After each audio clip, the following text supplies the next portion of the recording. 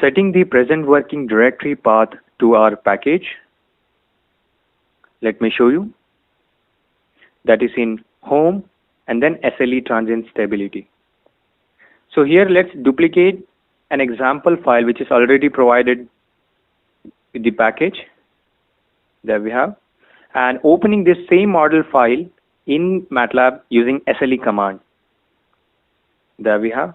So surfing through file and then open existing model. As soon as we click open, a single line diagram appears, which we have already seen how to append using SLE. So for extracting the details, we'll be using file name with .mdl extension. There we go.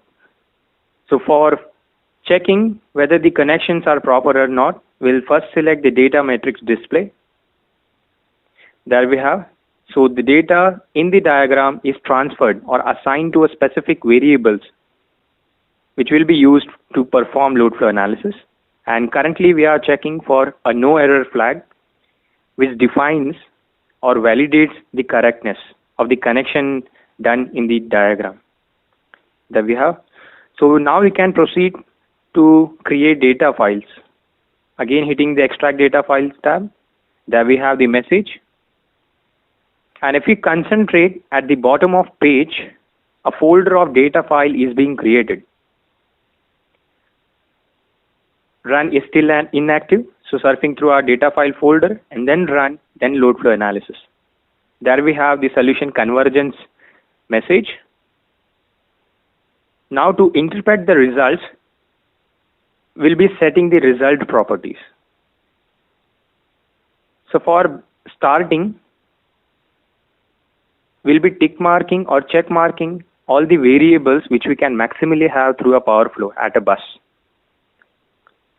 So hitting the result display tab and then surfing or clicking any bus in the diagram. There we have. So same we can do with bus 1, let's say.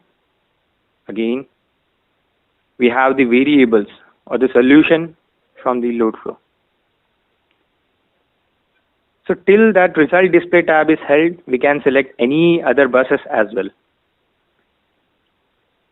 There we have. In the same context, we may require power flow or the line flows in the transmission lines. So we may set again in the result display properties. For time being, let's inactivate the variable check marks for the bus and selecting line and then initial values and then power flow.